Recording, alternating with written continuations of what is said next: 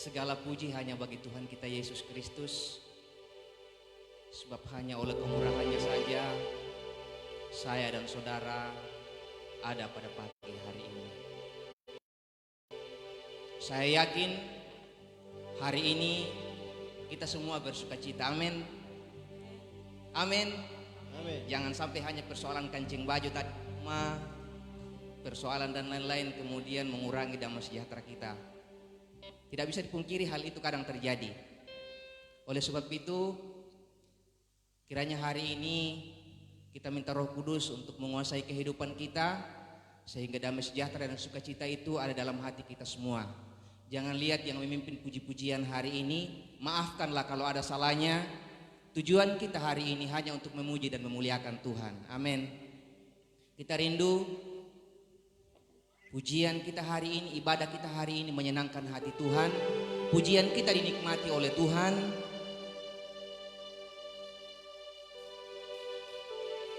Haleluya. Segera kita akan mulaikan ibadah kita. Kita angkat tuh pujian besar anugerah-Mu.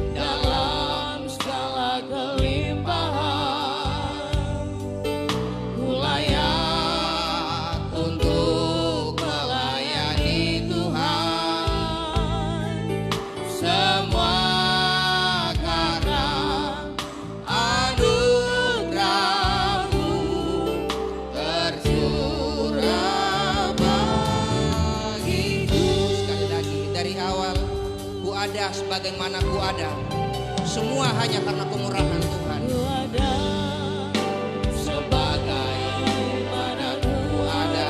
Haleluya. Berdiri menghadap tatamu Bapa,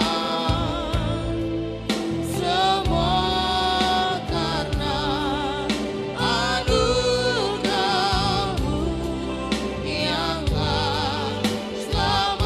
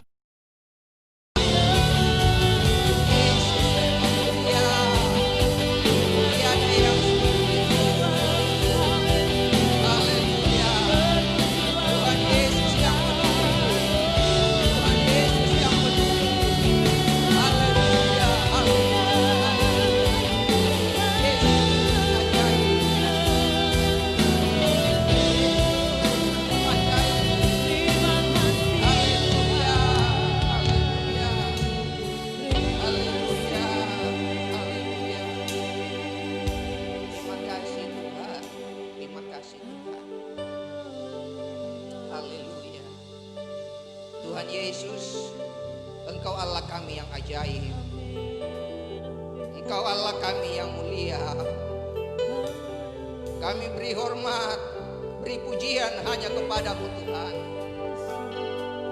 Terima kasih Tuhan. Kami mohon pengurapan-Mu turun ke atas kehidupan kami semua pagi hari ini. Tuhan, layakan kami, berkenankan kami Bapa. Tiada yang lebih indah selain kami berkenan kepada Tuhan. Kiranya setiap pujian kami hari ini menyenangkan hati-Mu Bapa. Kiranya ibadah kami hari ini menyenangkan hati-Mu Bapa. Terima kasih Tuhan. Pimpinlah ibadah kami dari awal sampai berakhirnya sebentar dengan kuasa Roh Kudus-Mu. Ambil alih setiap kehidupan kami Bapa. Terima kasih Tuhan Yesus. Semua alat-alat yang kami gunakan, sound system, alat musik, Tuhan urapi dengan kuasa-Mu. Semuanya mengeluarkan bunyi yang indah untuk memuliakan Tuhan. Haleluya. Terima kasih Tuhan. Terima kasih Tuhan. Terima kasih Tuhan telah layakkan kami pagi hari ini. Kami mau memuji dan memuliakan nama-Mu. Di dalam nama Tuhan Yesus Kristus, Tuhan dan Juru Selamat kami yang hidup dan mulia. Haleluya. Amin. Bapak Ibu silakan duduk kembali. Puji Tuhan. Haleluya. Kita ada pada pagi hari ini semua karena kemurahan Tuhan. Haleluya.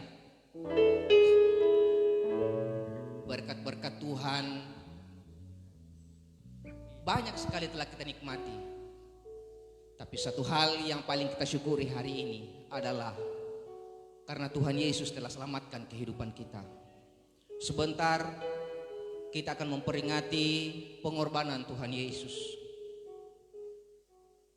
Darahnya telah tertumpah, tubuhnya tercabik-cabik atas setiap pelanggaran kita.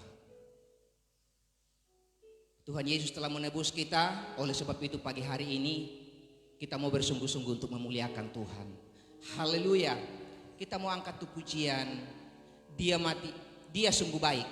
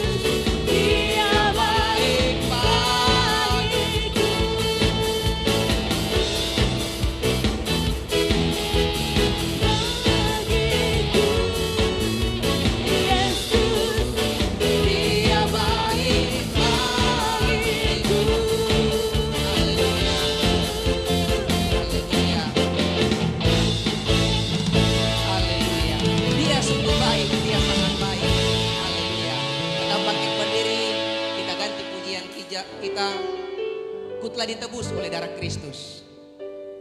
Lagu ini lagu baru bagi sebagian orang, tapi juga lagu paling lama bagi sebagian orang. Puji Tuhan, ku telah ditebus oleh darah Kristus.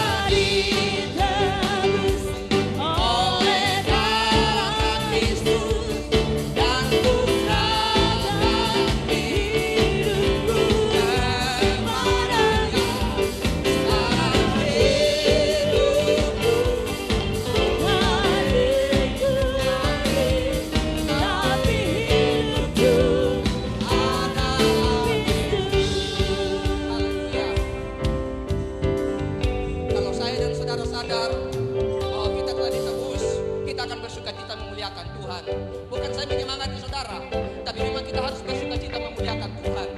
Haleluya. Kita ditebus oleh darah Kristus.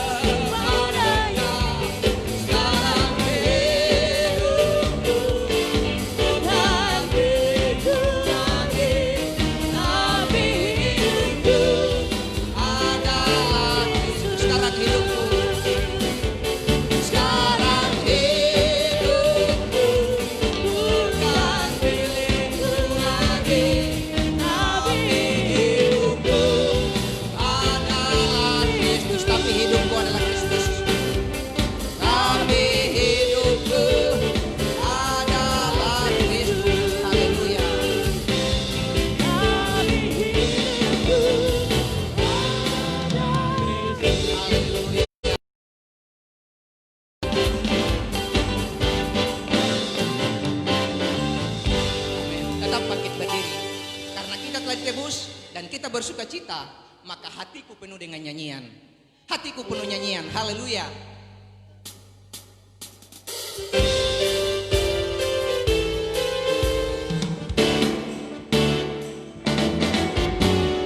Hatiku penuh nyanyian, hatiku penuh nyanyian, hatiku bernyanyi untuk Raja segala raja.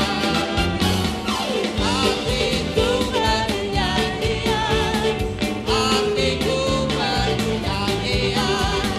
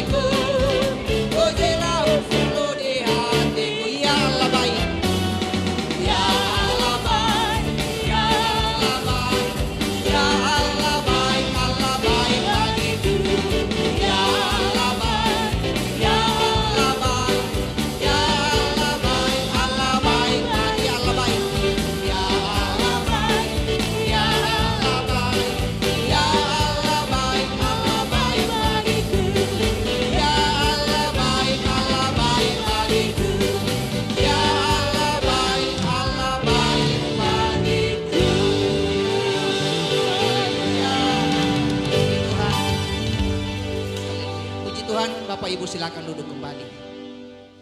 Haleluya. Allah baik bagiku. Puji Tuhan.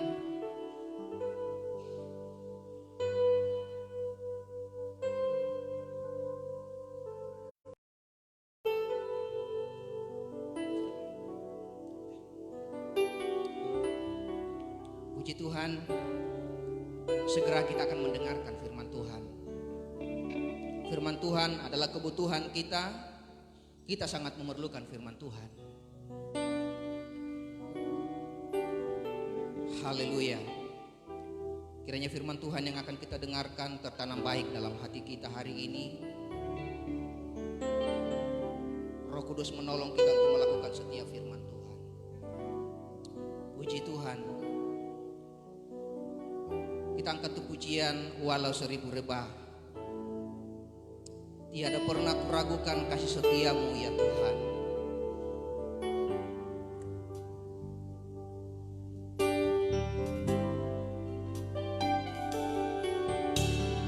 Tiada pernah kuragukan kasih setiamu ya Tuhan. Setiap waktu dalam hidupku tak pernah kau tinggalkan. Meski langit tampak suram, Meski langit tampak suram,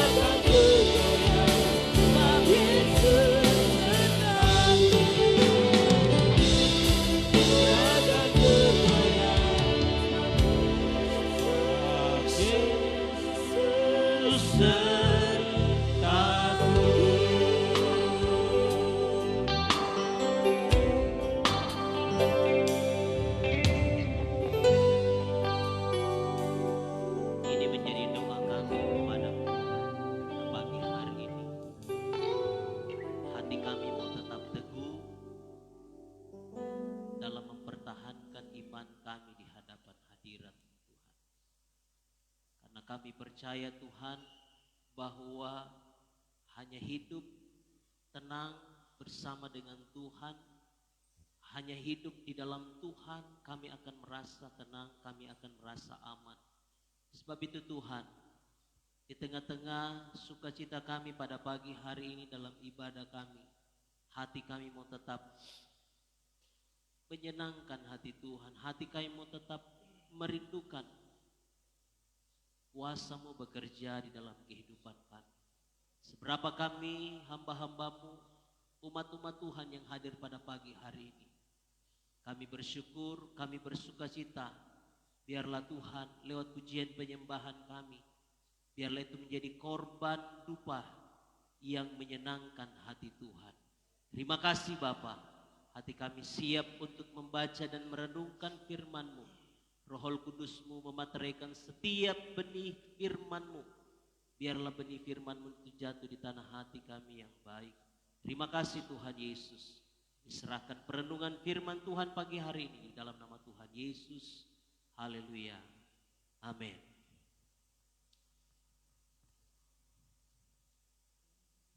Puji Tuhan, selamat pagi Bapak Ibu yang diberkati oleh Tuhan Yesus.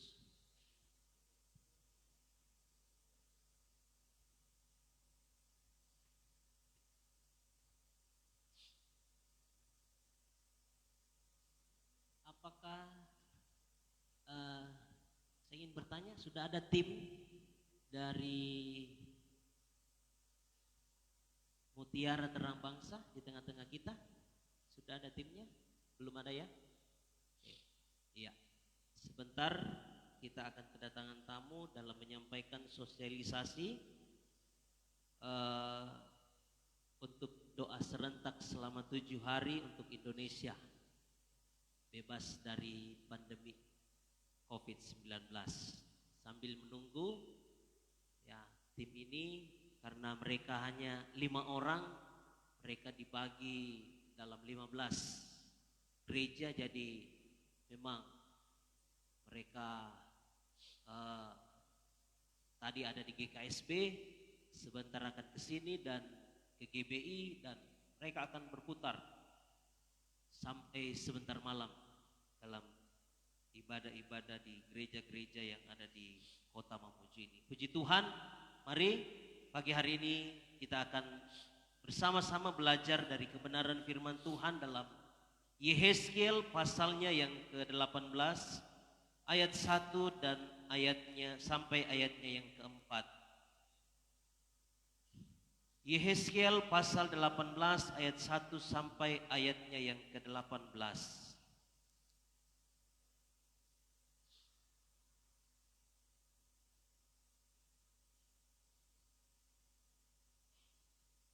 Oke, mari.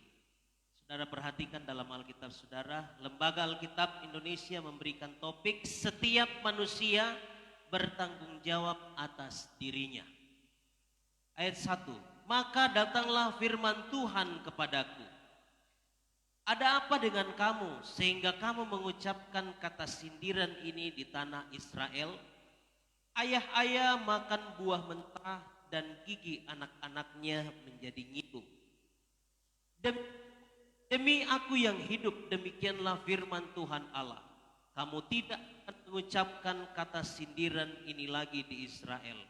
Sungguh semua jiwa aku punya, baik jiwa ayah maupun jiwa anak aku punya. Dan orang yang berbuat dosa itu yang harus mati. Haleluya. Saudara, ada satu pepatah atau peribahasa yang diungkapkan di dalam ayat ini dan juga sempat disampaikan, disinggung di dalam kitab Yeremia. Dalam ayat 2 ada satu sindiran, ada satu pepatah yang berkembang saat itu, di mana pepatah itu berkata, ayah-ayah makan buah mentah dan gigi anak-anaknya menjadi ngilu.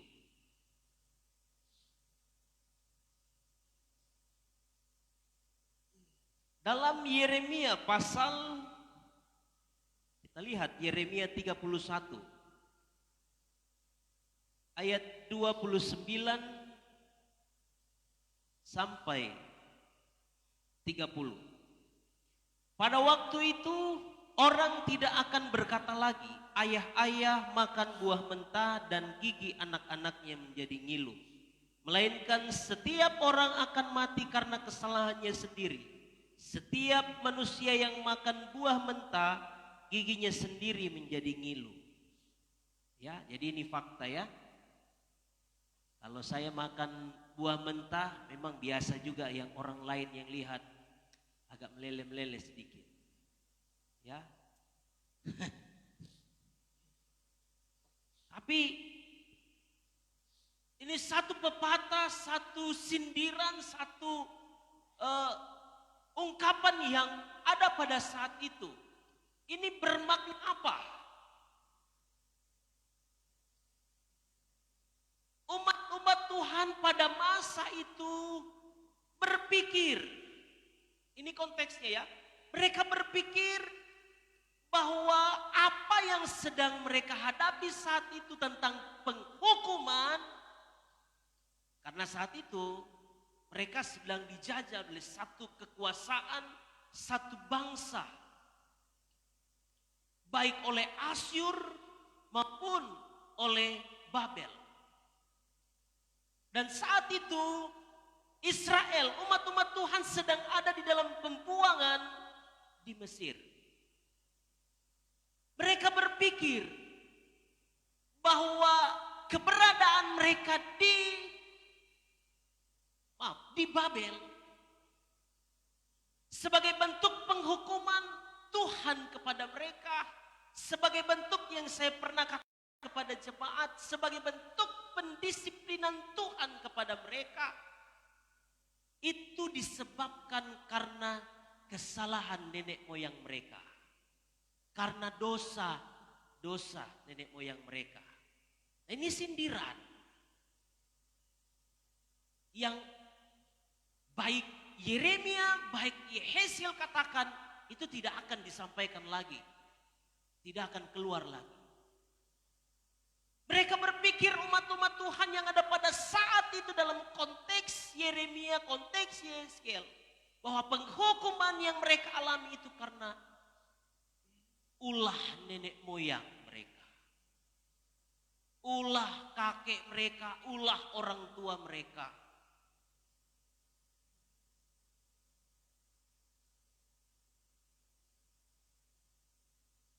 Makanya Tuhan katakan kepada mereka dalam ayat 3. Demi aku yang hidup, demikianlah firman Tuhan Allah, kamu tidak akan mengucapkan kata sindiran ini lagi di Israel. Ayat 4. Sungguh semua jiwa aku punya, baik jiwa ayah maupun jiwa anak aku punya. Dan orang yang berbuat dosa itu yang harus mati. Artinya apa? Nabi ingin mengungkapkan pada umat Tuhan pada saat itu bahwa apa yang sedang kalian alami saat itu karena dosa kalian sendiri. Bukan karena dosa nenek moyang, bukan. Memang benar dalam 10 hukum Taurat ada pesan Tuhan dalam hukum Taurat itu. Ya. Aku tidak akan, coba kita lihat Keluaran pasal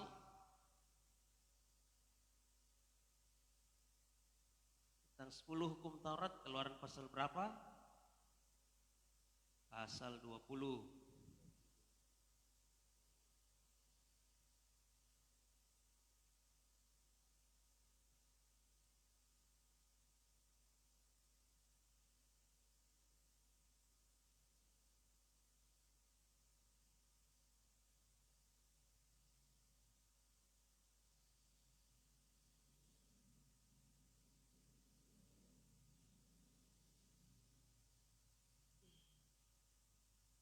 Ayat 4 mulai. Jangan ada padamu, jangan membuat bagimu patung yang menyerupai apapun yang ada di langit di atas, atau yang ada di bumi di bawah, atau yang ada di dalam air di bawah bumi. Jangan sujud menyembah kepadanya atau beribadah kepadanya, sebab aku Tuhan Allahmu adalah Allah yang cemburu. Ya. Tuhan kita adalah Tuhan yang cemburuan. Allah tidak mau diserupakan, Tuhan tidak mau diserupakan dengan batu, dengan pohon, ataupun dengan hal-hal yang lain. Makanya Tuhan katakan, jangan membuat bagimu, bagi umat-umat Tuhan, patung yang menyerupai apapun untuk engkau sembah. Tapi faktanya justru orang-orang Israel pada zaman Yeremia, pada zaman Yehezkiel, Yesaya dan seterusnya, mereka justru menyembah Baal, menyembah patung. Mereka membuat patung untuk mereka sembah. Makanya Tuhan katakan, jangan sujud menyembah kepadanya atau beribadah kepadanya, sebab aku Tuhan Allahmu adalah Allah yang cemburu, yang membalaskan kesalahan bapa kepada anak-anaknya, kepada keturunan yang ketiga dan yang keempat dari orang-orang yang membenci aku. Dia balas kepada keturunan ketiga dan keempat. Karena Allah kita Allah yang murka, Allah yang cemburuan.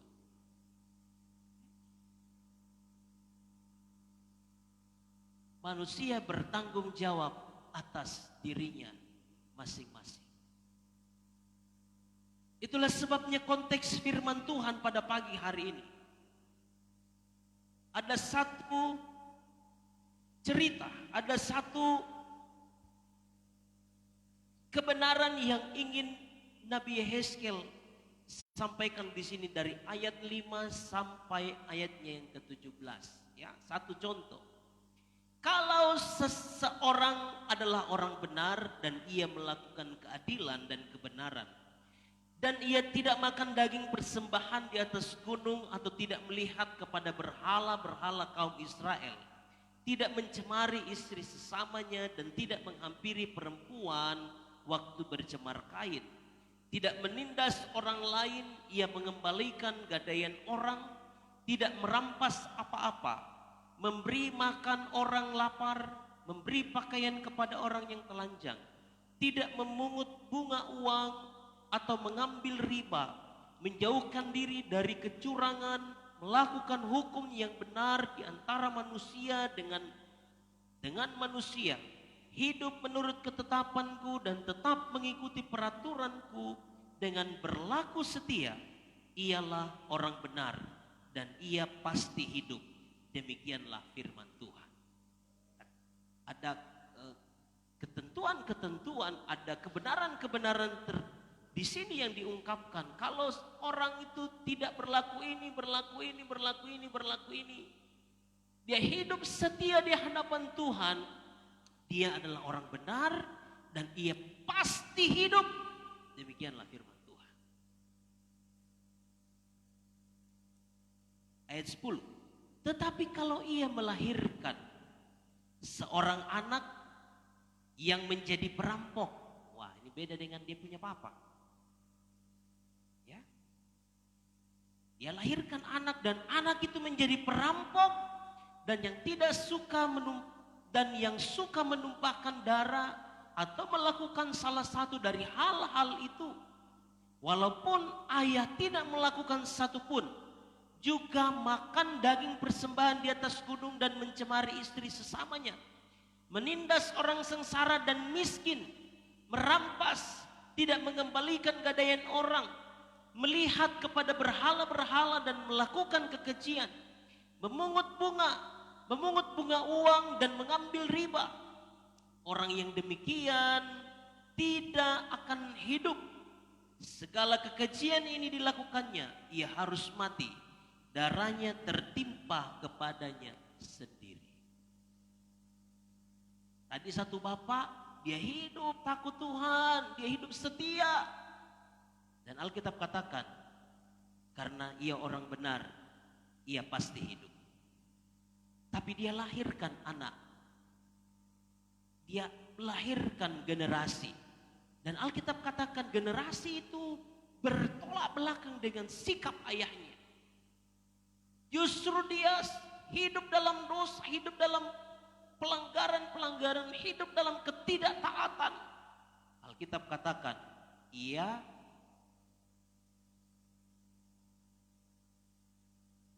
orang yang demikian tidak akan hidup. Tidak akan hidup. Ya. Darahnya akan tertimpa kepadanya sendiri. Ayat 14. Sesungguhnya kalau ia melahirkan, ini melahirkan lagi. Jadi generasi keberapa? Ketiga.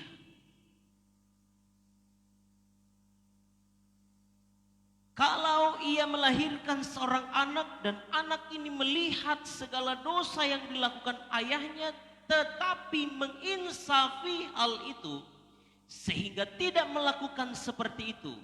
Ia tidak makan daging persembahan di atas gunung dan tidak melihat kepada berhala-berhala kaum Israel, tidak mencemari istri sesamanya, tidak menindas orang lain, tidak mau meminta gadai, tidak merampas apa-apa, memberi makan orang lapar, memberi pakaian kepada orang telanjang, menjauhkan diri dari kecurangan dan tidak mengambil bunga uang atau riba, melakukan peraturanku dan hidup menurut ketetapanku. Orang yang demikian tidak akan mati karena kesalahan ayahnya. Ia pasti hidup. Jelas sekali firman Tuhan. Artinya apa di sini? Nabi Yehezkiel ingin menyampaikan kepada umat-umat Tuhan bahwa setiap orang bertanggung jawab terhadap dirinya masing-masing. Memang benar, kita harus saling mengingatkan.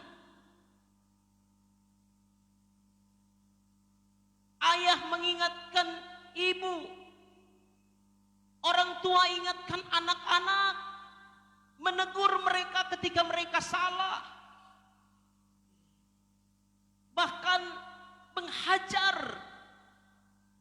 Tapi Alkitab katakan kita hajar bukan untuk mematikan dia, tapi untuk membuat mereka bertobat, mereka sadar. Itu penghajaran yang dilakukan oleh orang tua. Tapi kalau ada orang tua yang hajar anaknya memang sampai sampai patah-patah, ya,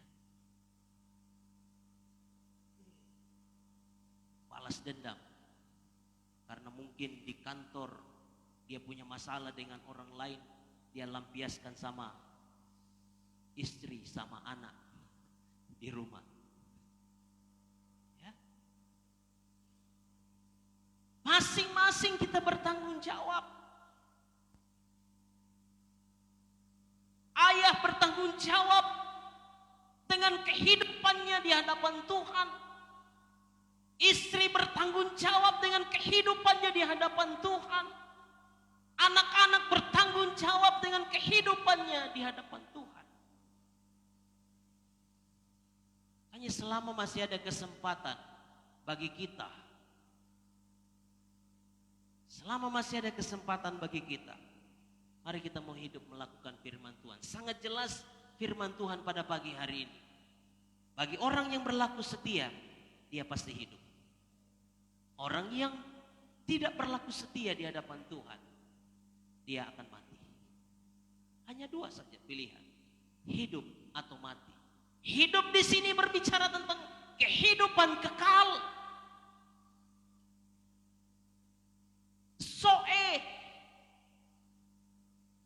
Kehidupan kekal di dalam Tuhan. Ia pasti hidup. Kehidupan ada dua, ada bios, makanya ada pelajaran bios atau biologi, ilmu tentang tubuh dari ujung rambut sampai ujung kaki. Tapi firman Tuhan ini dalam terjemahan aslinya bukan berbicara tentang bios, tentang bio, tapi soe, hidup yang kekal. Ia bertanggung jawab, masing-masing bertanggung jawab kepada Tuhan. Dalam ayatnya,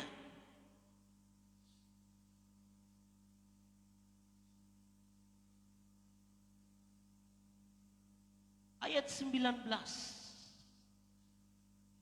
Ayat 19. Tetapi kamu berkata, mengapa anak tidak turut menanggung kesalahan ayahnya? Ya, mereka masih ngeles lagi. Mengapa anak tidak bertanggung jawab terhadap kesalahan ayahnya? Jawab oleh Nabi, karena anak itu melakukan keadilan dan kebenaran, melakukan semua ketetapanku dengan setia, maka ia pasti hidup. Amin. Ia pasti hidup. Kalau saya dan saudara hidup setia, taat di hadapan Tuhan, ia pasti hidup. Pasti di sini. Bukan mudah-mudahan. Insya Allah. Bukan. Tapi ia pasti hidup.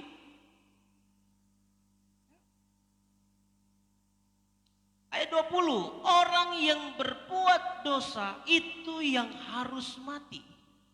Anak tidak akan turut menanggung kesalahan ayahnya. Dan ayah tidak akan turut menanggung kesalahan anaknya.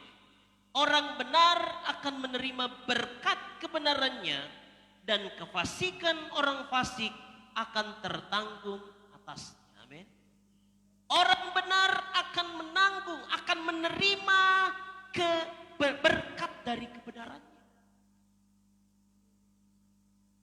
Orang benar, dia akan terima berkat dari kebenarannya. Berkat apa? Berkat jasmani pastinya.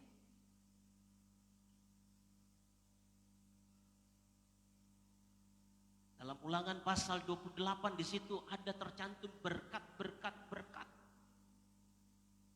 Ulangan 28. Ketika kita hidup setia di hadapan Tuhan, ada berkat-berkat yang menanti saya dan saudara. Ya. Orang benar akan menerima berkat kebenarannya.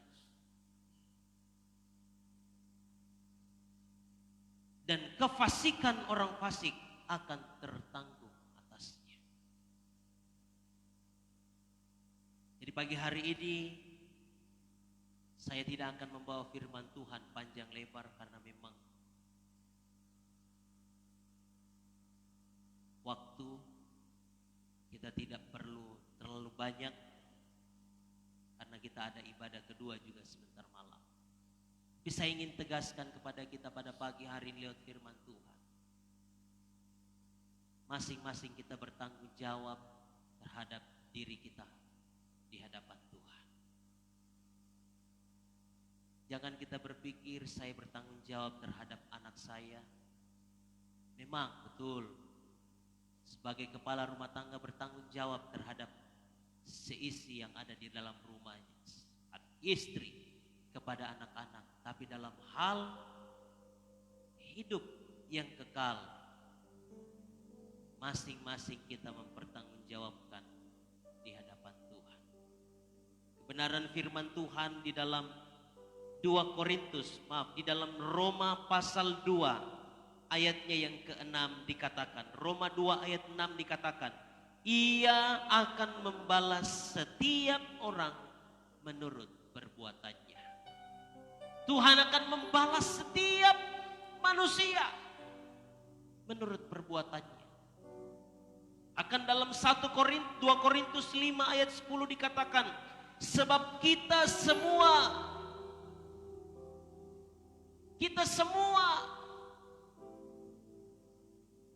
gembala, hamba-hamba Tuhan, jemaat,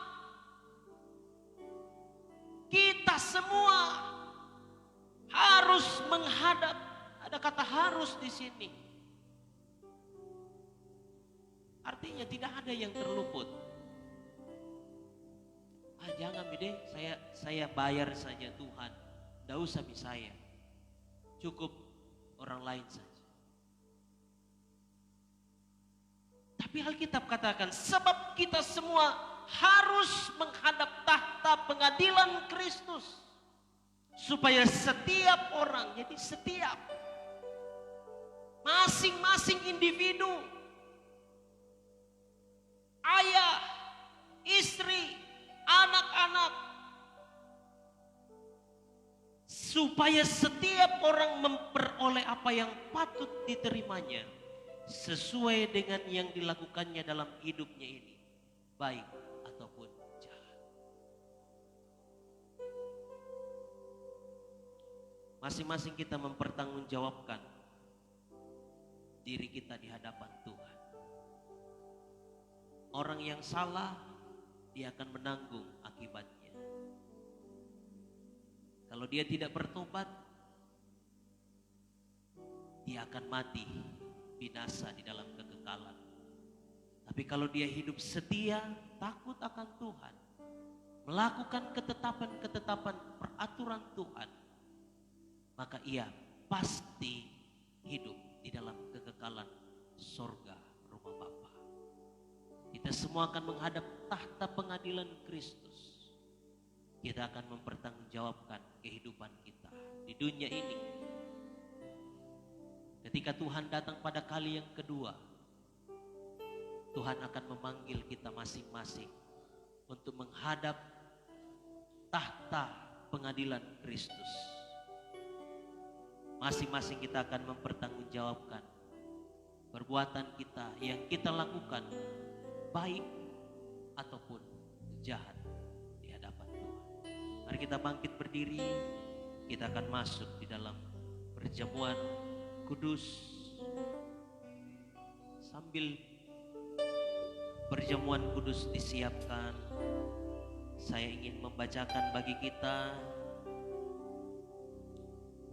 ketentuan dari kebenaran firman Tuhan.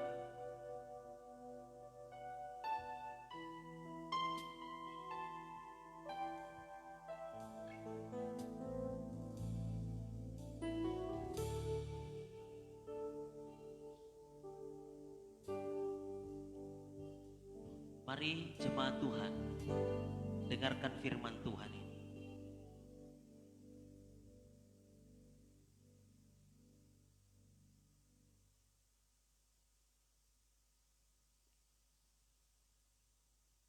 Sebab pada perjamuan itu tiap-tiap orang makan dahulu makanannya sendiri, sehingga yang seorang lapar dan yang lain mabuk. Apakah kamu tidak mempunyai rumah sendiri untuk makan dan minum, atau maukah kamu menghinakan jemaat Allah dan memalukan orang-orang yang tidak mempunyai apa-apa? Apakah yang kukatakan kepada kamu, memujimu? Dalam hal ini aku tidak memujimu. Jadi barang siapa dengan cara yang tidak layak makan roti atau minum cawan Tuhan, ia berdosa terhadap tubuh dan darah Tuhan. Karena itu, hendaklah tiap-tiap orang menguji dirinya sendiri, dan baru sesudah itu ia makan roti dan minum dari cawan itu. Karena barang siapa makan dan minum tanpa mengakui tubuh Tuhan, ia mendatangkan hukuman atas dirinya. Saudara jemaat Tuhan, di hadapan kita ada tubuh dan darah Tuhan. Dengan iman, ketika saudara ambil sebentar, itu bukan lagi anggur biasa, itu bukan lagi roti biasa, tetapi dengan iman saudara aminkan, yakini bahwa ini adalah tubuh Tuhan sendiri dan ini adalah darah Yesus sendiri. Sambil kita nyanyikan pujian, sungguh besar pengorbananmu bagiku, terlalu dalam untuk dimengerti, sungguh besar,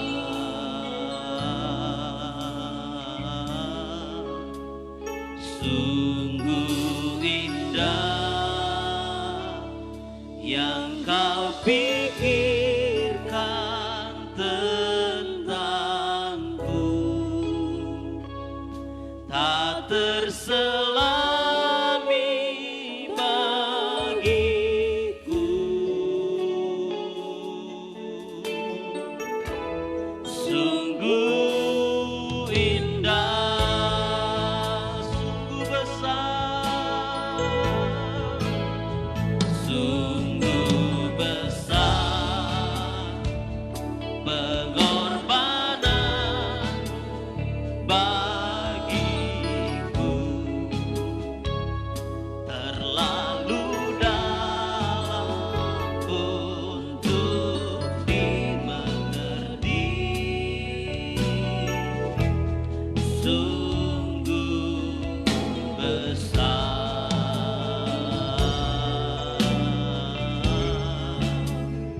sungguh indah yang kau pikirkan tentangku, tak terselami bagiku, sungguh indah.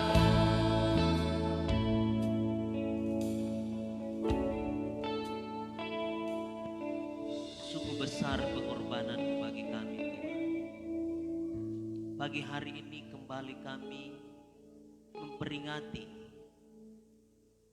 akan pengorbanan-Mu di atas kayu salib. Engkau mau mati bagi kami, menebus kami, menyelamatkan kami, supaya kami memperoleh hidup yang kekal di dalam Engkau. Kembali Tuhan, pagi hari ini kami akan menikmati tubuh dan darah-Mu Bapa. Biarlah setiap kami yang sebentar akan menikmati tubuh dan darah Tuhan, benar-benar kami nikmati tubuh dan darah Tuhan ini dengan iman. Bukan lagi roti biasa, anggur biasa, tapi ini adalah tubuh dan darah Tuhan sendiri yang telah dicabik-cabik, yang telah ditumpahkan untuk penebusan kami umat manusia. Terima kasih Tuhan. Kami percaya Tuhan, Engkau sudah melayakkan setiap kami, dari orang tua, pemuda, remaja, sampai kepada anak-anak sekolah minggu. Setiap kami akan menikmati tubuh dan darah Tuhan ini, Bapak. Ketika kami sakit, kami akan menikmati kesembuhan di dalam nama Tuhan Yesus. Yang lemah akan dikuatkan, yang susah akan dihiburkan di dalam nama Tuhan Yesus. Kami percaya ada kuasa di dalam tubuh dan darah Tuhan ini. Terima kasih Bapak. Sekali lagi berkati tubuh dan darah Tuhan ini menjadi kekuatan kami, menjadi satu dengan tubuh jasmani kami, supaya kami hidup bersama-sama dengan Tuhan. Kami siap masuk dalam perjamuan kudus dalam nama Tuhan Yesus Kristus. Haleluya. Amin. Puji Tuhan. Silakan duduk sambil kita menerima pelayanan dari hamba-hamba Tuhan. Kemanakah aku dapat pergi? Kemanakah aku dapat pergi? Menjauhi rohmu yang suci, Kau sahabat,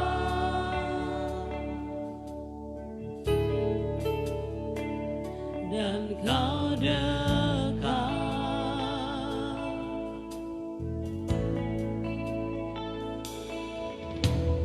Bahkan seluruh pengabdianku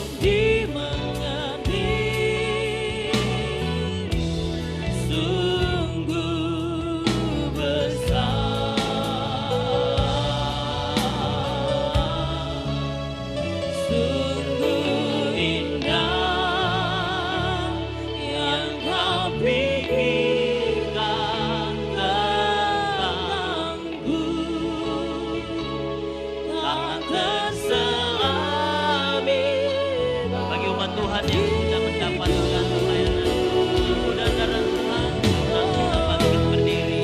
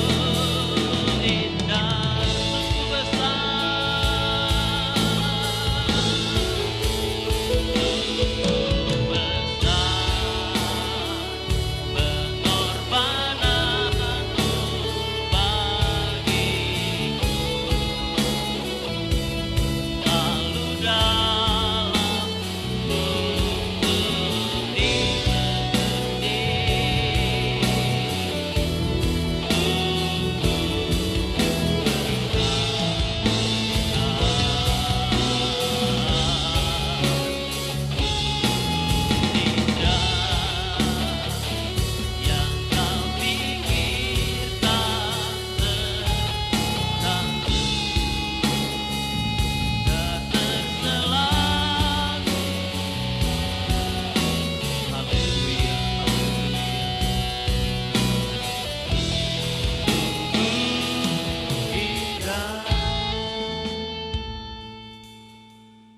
Mari umat-umat Tuhan angkat roti yang ada di tangan kita tinggi-tinggi melebihi kepala kita. Sambil saudara bersyukur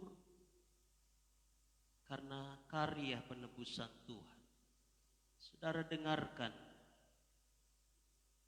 kebenaran firman Tuhan. Haleluya, haleluya. Haleluya, haleluya. Haleluya. Haleluya, haleluya, haleluya. Inilah roti yang turun dari sorga. Barang siapa makan daripadanya, ia tidak akan mati. Akulah roti hidup yang telah turun dari sorga. Jikalau seorang makan dari roti ini, ia akan hidup selama-lamanya. Dan roti yang kuberikan itu ialah dagingku yang akan kuberikan untuk hidup dunia. Haleluya. Bapa, kami bersyukur buat tubuhmu, buat dagingmu yang engkau telah berikan bagi kami. Tuhan, setiap kami menyadari dengan iman, ini bukan roti biasa lagi, tapi ini adalah tubuh Tuhan sendiri. Ini adalah benar-benar daging yang Tuhan sudah berikan bagi kami untuk penebusan kami. Kami akan makan tubuh daging di dalam nama Tuhan Yesus Kristus. Mari kita makan.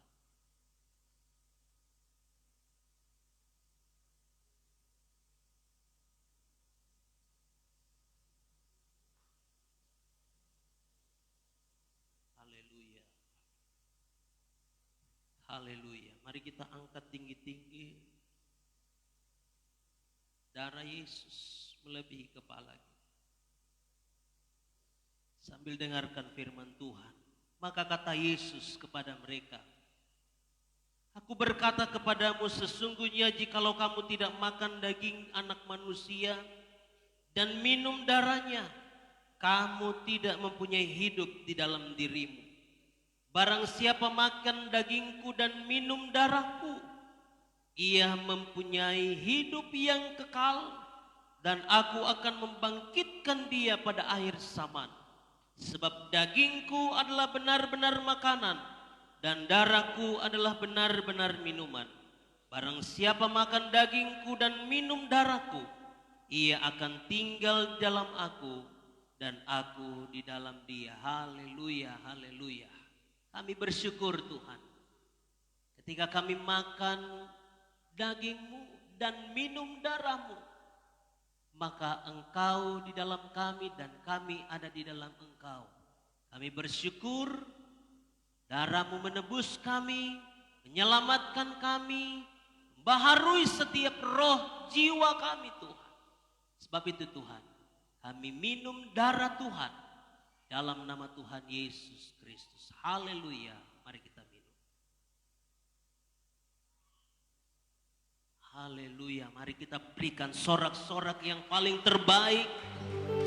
Haleluya. Haleluya. Haleluya. Haleluya. Haleluya. Haleluya. Haleluya. Amin. Haleluya.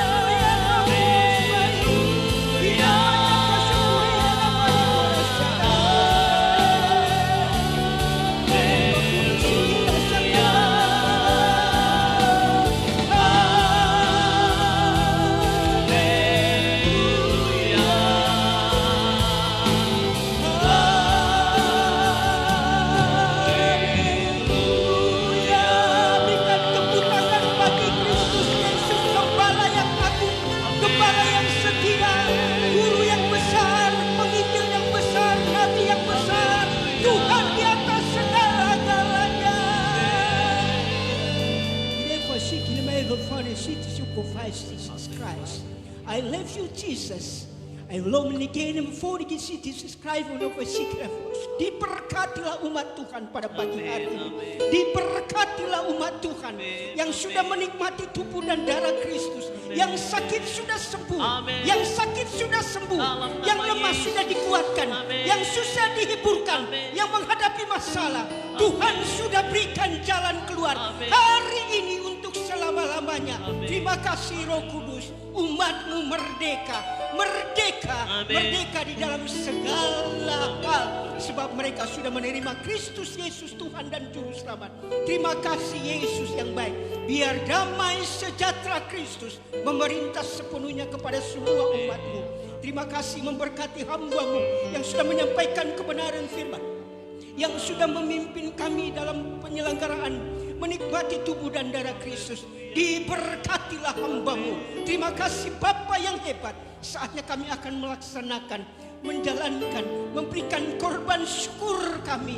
Kami percaya apa yang kami berikan pada pagi hari ini, Tuhan memberkati semuanya. Terima kasih Bapa. Terima kasih. Segala hormat, segala puji, segala kemuliaan kami kembalikan kepada Kristus. Amin. Terima kasih Bapa. Di dalam nama Yesus Kristus yang sudah diberkati Tuhan. Katakan amin. Haleluya.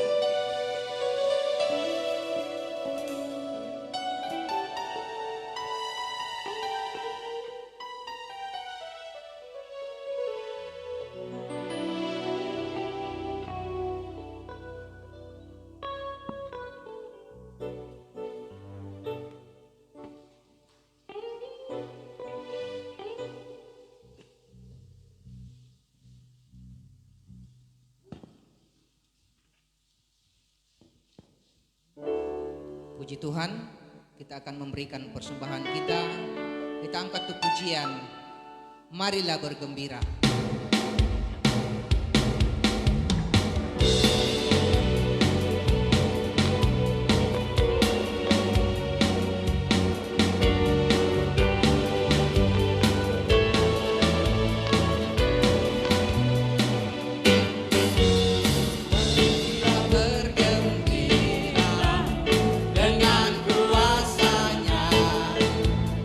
Hadapi segala pencobaan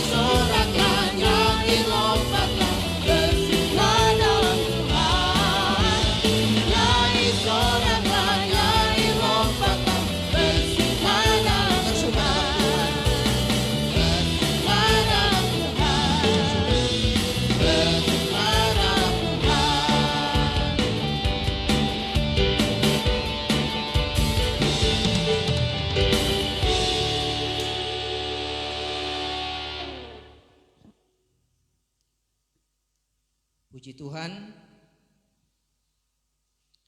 saatnya kita akan mendengarkan pengumuman kegiatan kita sepanjang minggu ini, hari Senin sampai dengan Kamis belum ada kegiatan.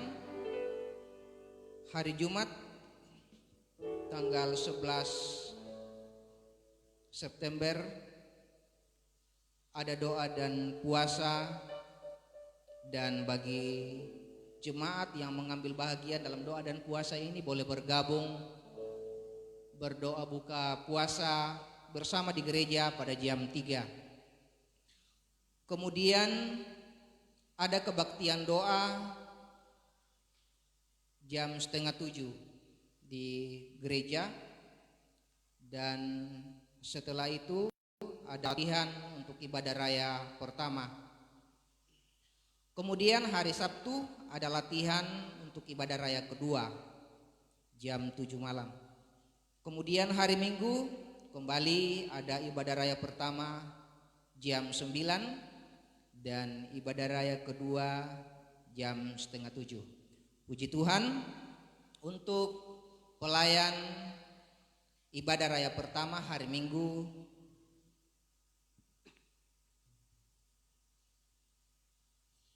pemimpin pujian Ibu Jane Selama, pemain musik, tim musik, singers Ibu Yeni Situmeang, Ibu Hernita Ismai, pemain rebana Ein, Lady dan Jane, operator Eni, kolektan Ibu Mariones dan Ibu Rini Sihaan. Kemudian penerima tamu Bapak dan Ibu Teddy Musialu.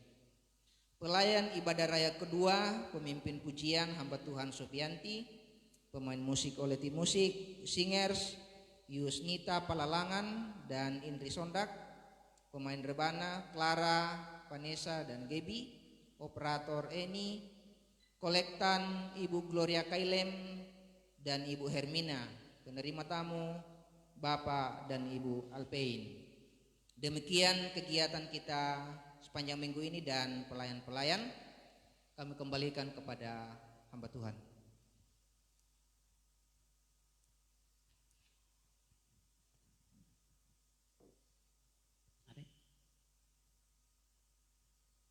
Iya, sudah ada tim dari Mutiara Terang Bangsa, sudah ada hadir?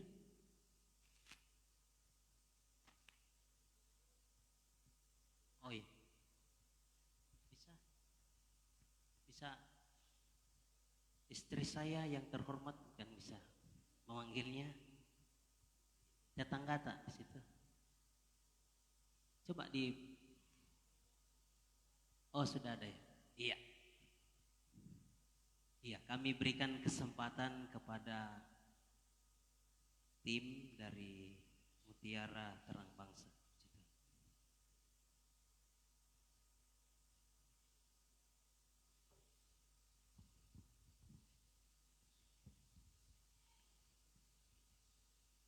Oke, selamat pagi semuanya. Mohon maaf, saya habis lari-lari pindah-pindah dari GPDI ke GBI.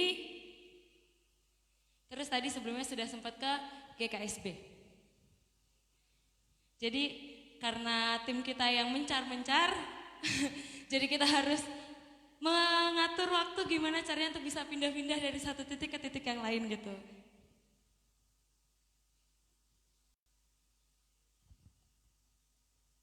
Oke, jadi gini Ibu, perkenalkan dulu sebelumnya Bapak-Bapak dan Ibu-Ibu sekalian. Nama saya Catherine, saya dari Jakarta, saya dari generasi muda di Jakarta, yang dimana Tuhan taruh kerinduannya dalam hati saya untuk bisa berdoa bagi bangsa. Terutama dan terlebih di tengah masa pandemik yang seperti ini, itu sejujurnya membuat sangat banyak anak Tuhan yang dibatasi. Salah satu contoh yang bisa kita lihat di tengah-tengah kita sendiri adalah kita yang duduknya berjarak satu dengan yang lainnya, benar? Dulu kita duduk masih merapat, satu dengan yang lainnya masih bersebelahan. tidak menggunakan masker, kita bisa melihat senyum indah samping kiri kanan kita. Coba boleh lihat dulu senyumnya kiri kanannya. Boleh kasih senyumnya yang sangat indah. Boleh halo, apa kabar? Tuhan Yesus berkati. Betapa bahagianya kita bisa melihat senyum dari saudara kita seiman. Tapi di tengah keadaan yang seperti ini, itu menghambat sangat banyak hal. Dan itu membatasi sangat banyak hal untuk anak-anak Tuhan. Tapi sekali lagi Tuhan mempunyai kerinduan untuk setiap anak-anaknya, siapa yang masih mau berdiri untuk bangsa dan negaranya. Siapa yang masih mau berdoa untuk bangsa dan negaranya. Tuhan mencari setiap kita yang masih memiliki hati, yang masih memiliki cinta untuk bisa berdoa bagi bangsanya. Saya punya prinsip dalam hidup saya, kalau bukan dimulai dari saya, siapa lagi? Kalau bukan dimulai dari kita, siapa lagi yang akan berdoa untuk bangsa kita?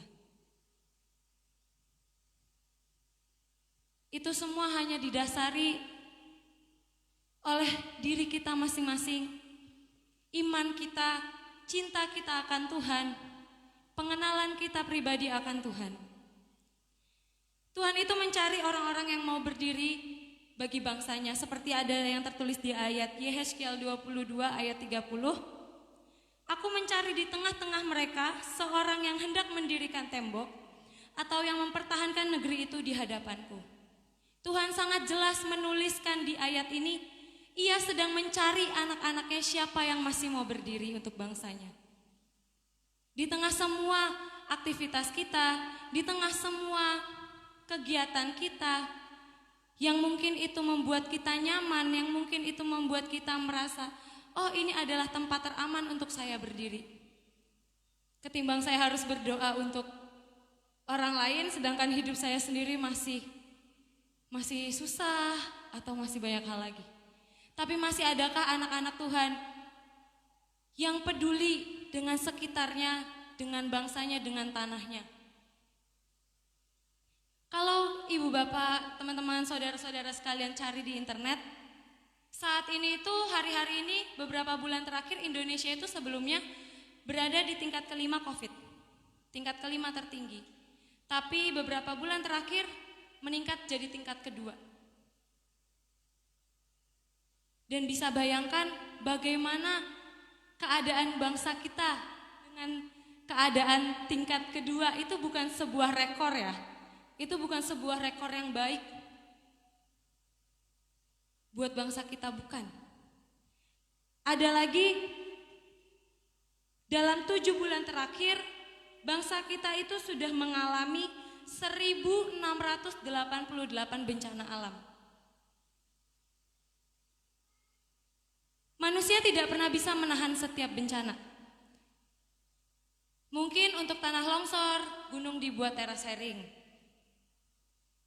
Tapi kalau Tuhan sudah berkehendak jadi longsor ya, jadi pasti. Karena ada cawan yang tidak baik yang terisi, sehingga Tuhan harus menjadikan itu terjadi atas sebuah kota. Tapi ketika masih ada anak-anak Tuhan yang masih mau berdiri dan berdoa, maka muncullah satu buah cawan lagi, di mana itu adalah cawan doa, cawan penyembahan, cawan ucapan syukur, cawan yang kita naikkan ke Tuhan, di mana kerinduan kita untuk bangsa kita ini, untuk diselamatkan dari semua yang jahat. Maka cawan dari yang jahat itu akan semakin dikit. Kenapa? Karena ada sebuah cawan doa yang terus ditambah hari demi hari oleh umat-umatnya. Dan apa yang harus kita lakukan? Apa sih yang harus kita lakukan? Hanya satu yang bisa kita lakukan. Mungkin otak kita tidak terlalu cerdas, otak kita tidak terlalu pintar untuk bagaimana caranya menahan tsunami misalnya, bagaimana caranya menahan gempa, tapi ada satu kekuatan ilahi yang sangat ajaib, yaitu adalah kekuatan doa. Ada tertulis di dalam Yeremia 29 ayat yang ke-7, Usahakanlah kesejahteraan kotamu kemana kamu aku buang, dan berdoalah untuk kota itu kepada Tuhan, sebab kesejahteraannya adalah kesejahteraan. Ketika kota kita, tempat kita tinggal, bebas dari semua yang jahat, bebas dari kerusuhan, bebas dari perpecahan, gereja demi gereja bersatu, bukankah itu sebuah kesejahteraan buat kita? Itu pastinya sebuah kesejahteraan yang sangat ajaib buat kita semuanya. Tapi sekali lagi, di sini Tuhan hanya bilang, berdoalah untuk kotamu kepada Tuhan. Pada tanggal 21 sampai tanggal 27 nanti, kami akan mengadakan doa 7 hari, merendahkan diri di hadapan Tuhan. Kita sama-sama minta ampun. Mungkin selama ini kita selalu bersungut-sungut, mungkin selama ini kita selalu marah dengan keadaan, dengan kondisi keluarga, dengan kondisi ekonomi kita. Mungkin yang masih sekolah kenapa nilainya masih jelek-jelek aja sampai saat ini padahal kita udah berdoa. Dan masih banyak lagi. Tapi siapa yang masih bisa percaya sama Tuhan, maka mujizat yang besar itu akan terjadi. Amin. Kita semua di sini adalah pasukan-pasukannya Tuhan, benar? Saya yang ada di Jakarta, saya berserta tim, kami juga selalu berdoa untuk bangsa kita. Jujur di Jakarta kalau menurut berita yang sering didengar adalah Jakarta itu biangnya COVID, benar ya? Bahkan saya begitu datang ke tempat ini pun sempat ditanya, kamu kesini di karantina nggak 14 hari? Oh puji Tuhan enggak. Puji Tuhan enggak. Saya hanya di rapid test dan dinyatakan non-reaktif, artinya bersih. Kenapa? Karena ketika saya berdoa dan saya percaya semua virus itu tidak akan ada yang bisa mengenai tubuh saya. Bahkan semua virus itu ketika mendekat kepada tubuh saya justru virus itu yang mati. Itu iman saya sebagai pasukannya Tuhan, sebagai anak-anaknya Tuhan. Dan kami selalu berdoa, kami selalu berdiri untuk bangsa kita, untuk pemerintahan kita. Karena pastinya banyak sekali rencana-rencana iblis, banyak sekali hal-hal yang jahat yang iblis mau coba buat atas bangsa kita. Mungkin seperti antikris, kalau pernah dengar antikris itu mencoba masuk ke bangsa kita melalui banyak cara. Dan salah satu caranya itu adalah melalui COVID ini.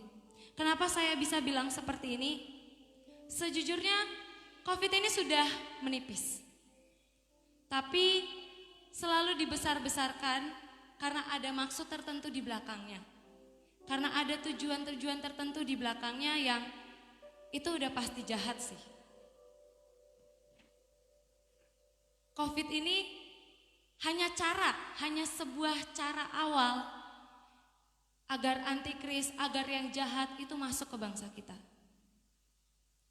Bagaimana menyedihkannya ketika itu semua terjadi atas bangsa kita. Kalau Bapak Ibu Saudara pernah mendengar yang namanya chip. Chip itu awalnya dibuat hanya sebesar beras. Kemudian dia dimodernin lagi, modifikasi lagi, dia jadi seperti liquid. Yang disuntikan dan sekarang dia hanya seperti tato. Dan chip ini gunanya untuk apa? Di masa ke depan, rencana mereka adalah kalau kalian mau makan, kalian harus punya chip. Kalau kalian mau berbelanja, berpergian, kalian harus punya chip. Kalau kalian mau terbang, naik pesawat ke luar negeri, hanya dengan chip ini sudah bisa terbang. Dan bayangkan ketika kita tidak memakai chip ini, maka kita tidak bisa ngapa-ngapain. Hari ini kita hanya dibatasi dengan masker dan jaga jarak. Tapi nanti ke depannya tujuan mereka adalah membatasi kehidupan kita hari demi hari. Sehingga anak-anak Tuhan tidak bisa lagi bergerak.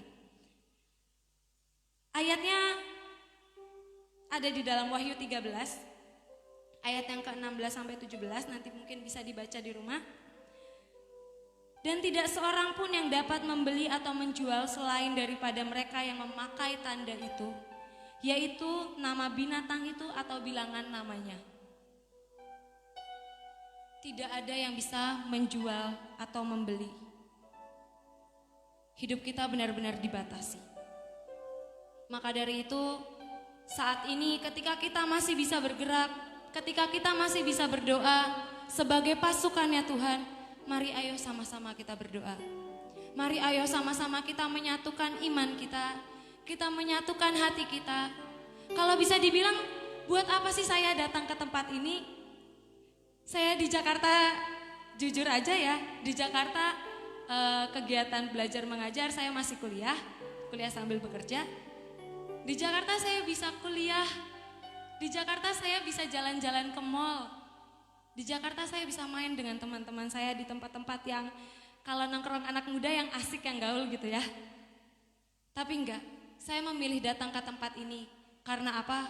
Karena ada sebuah kerinduan Tuhan untuk pasukannya di tempat ini sekali lagi dibangkitkan. Buat saya, Bapak dan Ibu sekalian yang ada di tempat sini, itu sangat ajaib. Kenapa? Banyak sekali orang yang memilih untuk di rumah saja, hashtag di rumah saja. Banyak orang yang memilih kenyamanannya hanya diam di rumah saja, tidak kemana-mana, tidur enak sambil makan kacang, nonton TV. Tapi kita tidak memilih hal yang seperti itu. Kita memilih untuk bertemu dengan Tuhan.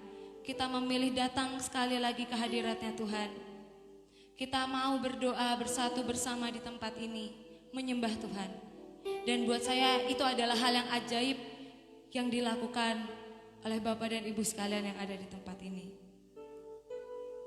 Itu saja yang bisa saya bagikan. Mari sama-sama jangan pernah berhenti untuk berdoa dan percaya. Bagi bangsa kita, bagi hidup kita, bagi keluarga kita.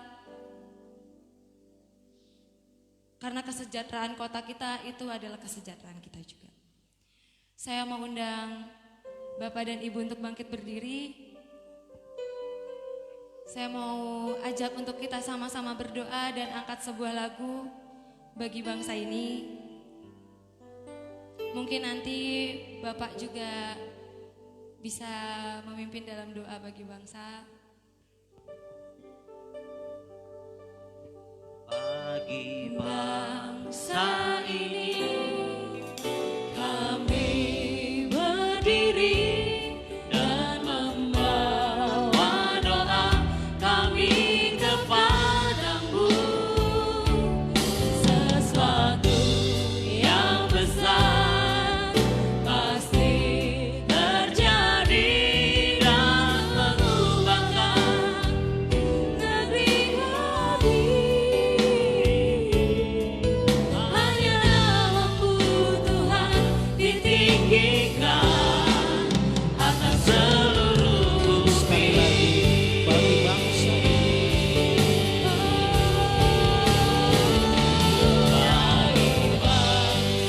saudara, kita angkat satu tangan kita di atas. Satu tangan kita taruh di dalam kita.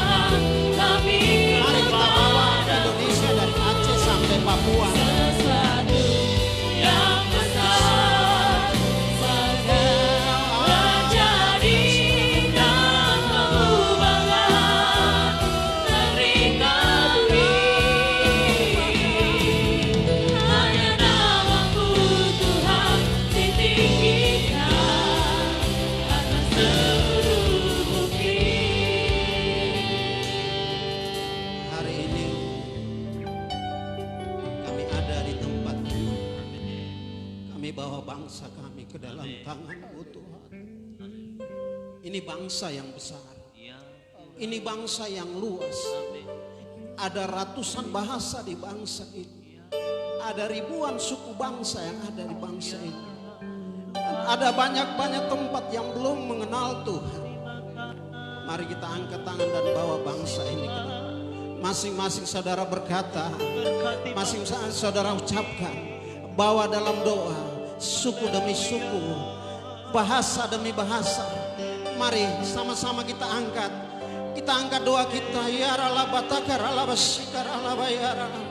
Bapa, pagi hari ini kami bawa bangsa kami Kami bawa bangsa ini ke dalam tangan-Mu. Dari ujung Aceh sana sampai ke Papua, kami bawa bangsa kami ke dalam tangan-Mu Tuhan. Kami bawa bangsa ini ke dalam tangan-Mu Tuhan. Kami mau lihat ini dimenangkan oleh Tuhan. Kami mau lihat bangsa ini dipulihkan oleh Tuhan. Kami mau lihat bangsa ini diubahkan oleh Tuhan, dirancang oleh Tuhan, dipulihkan oleh Tuhan. Dan hari ini ya Tuhan, kami bawa bangsa ini. Kalau saat ini Tuhan, di mana-mana COVID sedang melanda bangsa ini, tapi kami tahu Tuhan, rancangan Allah yang luar biasa sedang turun bangsa kami. Rancangan Allah yang luar biasa sedang turun di bangsa kami. Pulihkanlah bangsa kami Tuhan, pulihkan bangsa kami. Dan kami berdoa kepada COVID-19. Kami berkata di dalam nama Tuhan Yesus, di dalam nama Tuhan Yesus, Engkau berhenti di dalam nama Tuhan Yesus. Engkau berhenti di dalam nama Tuhan Yesus. Engkau berhenti di dalam nama Tuhan Yesus. Dan setiap rancangan-rancangan yang dirancang iblis atas bangsa kami, yang dirancang oleh orang-orang jahat atas bangsa kami, kami berkata di dalam nama Tuhan Yesus, rancangan-Mu sudah kami batalkan. Rancangan-Mu sudah kami batalkan. Rancangan-Mu sudah dibatalkan oleh Allah. Dan kami berkata di dalam nama Tuhan Yesus, turun anugerah Tuhan atas bangsa kami. Dan kami boleh melihat orang-orang yang sedang terbaring, yang sedang mengalami pemulihan, sudah sembuh hari ini. Di rumah sakit sudah sembuh. Yang isolasi mandiri sudah sembuh. Di tempat-tempat yang sudah ditunjuk pemerintah untuk karantina sudah sembuh. Dan kami melihat pemulihan Allah luar biasa. Di akhir tahun ini ya Tuhan, Indonesia bebas COVID-19. Indonesia bebas. Dan kami akan melihat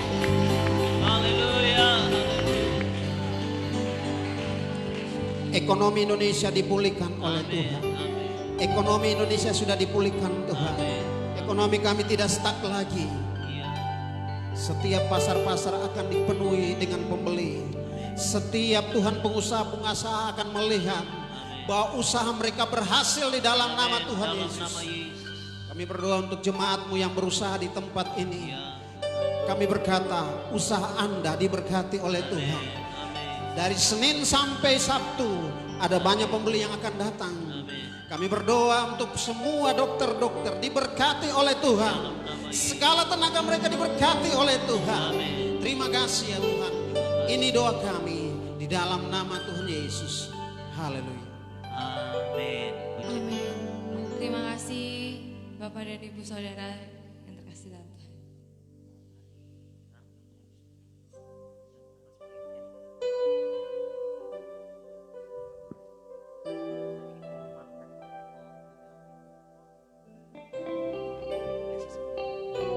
Oke, terima kasih buat Nona Catherine ya.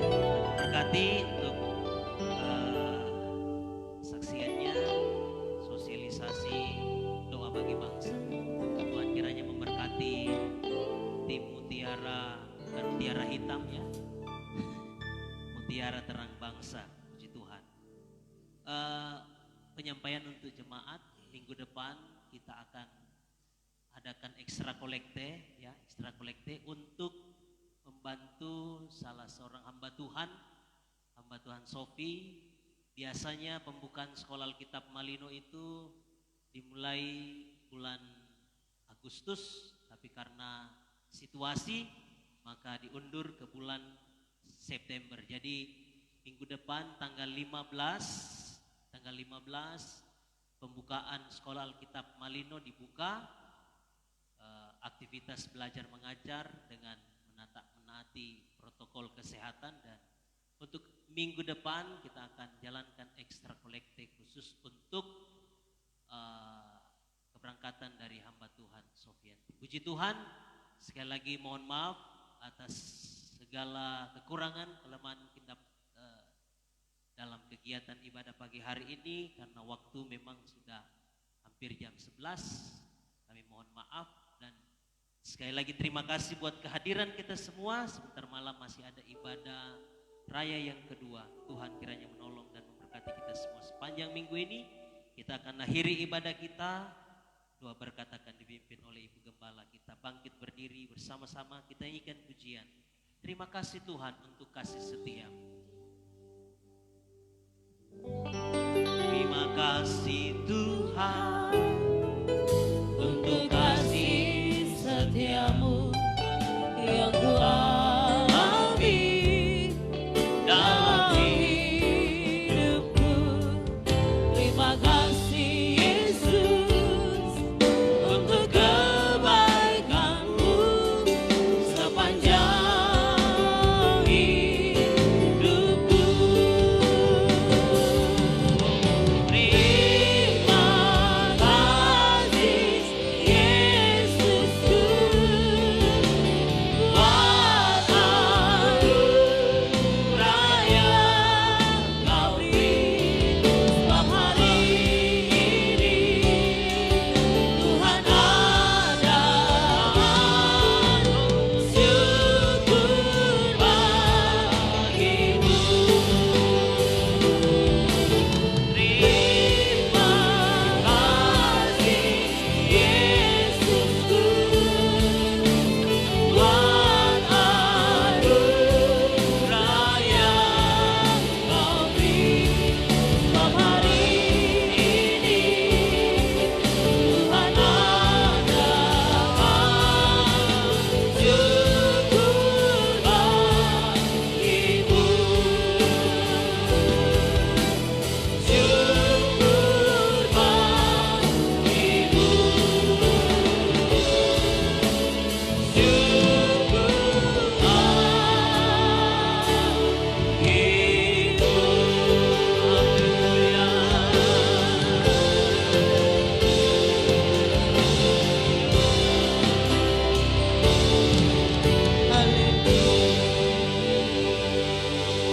Jemaat yang dikasihi Tuhan, pulanglah, terimalah berkat dari Allah Bapa, cinta kasih sayang dari Tuhan Yesus Kristus, pimpinan dan persekutuan Roh yang Kudus menyertai kita bersama mulai saat ini sampai Tuhan Yesus datang kali yang kedua.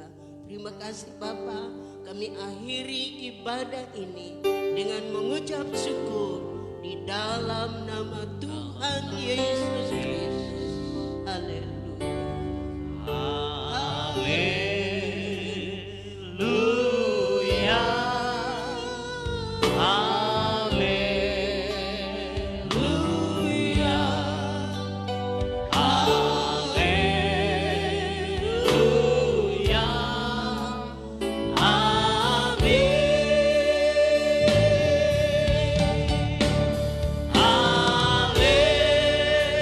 Haleluya.